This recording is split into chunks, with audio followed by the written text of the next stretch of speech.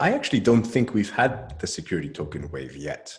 I think that there is the most colossal hype execution mismatch I've ever seen in security tokens, in that everybody talks about them, and most people will say, sure, they're the future, right? Okay, we had ICOs.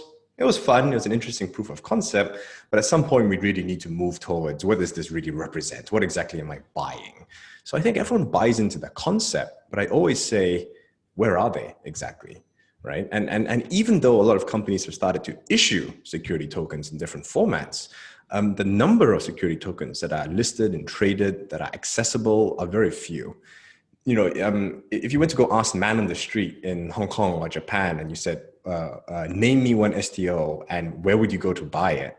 The answer is don't know. Even for people like myself in this industry, it's not entirely obvious where I would go right now to actually execute on these things.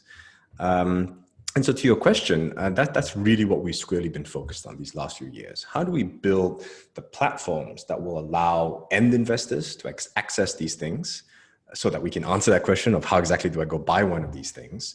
But also on the issuer side, the company side who's creating these securities, how do we help them take care of all the operational headaches? Just like right now, if you want to issue paper shares, there are people to help you do it so that they don't have to worry too much about the underlying technology layer.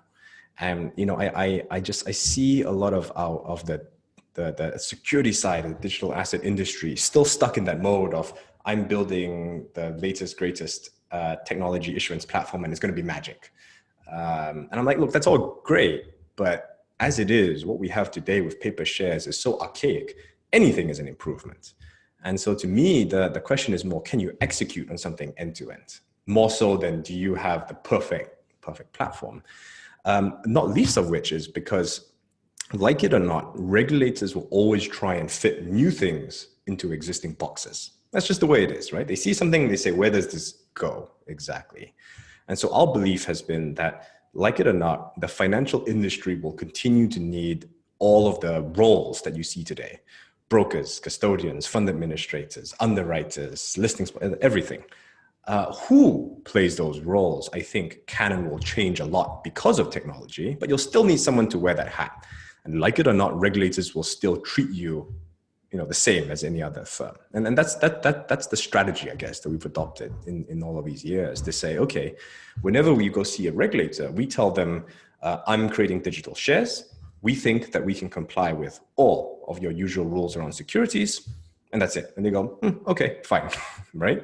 As long as you tell me it's a share and you can meet my rules, go do whatever you want. I don't really care about the technology layer.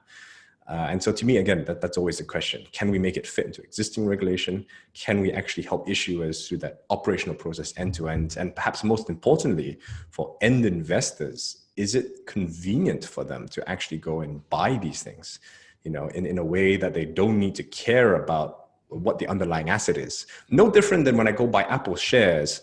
Let's face it, the vast majority of people have no clue where those shares are, for that matter, right? You buy the share and then what? Where is it? What are you buying exactly? Where is Apple even incorporated? I mean, in terms of, like most people, I guarantee, have no idea. They've never seen an actual Apple share certificate. They just say, well, you know what? I have trust, right? People buy it all the time, so it must be fine. I call my broker on the phone and I say, buy me an Apple share. And he says, done. And I trust that it's done. And I feel like that's where the security token industry needs to get to, where people say, I log into platforms like the Fusang exchange, I click to buy, and I have trust that the magic has happened, and I now get to own a security token.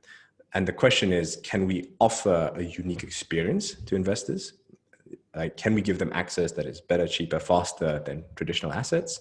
And most importantly, are there interesting and unique assets for them to buy that they cannot access right now?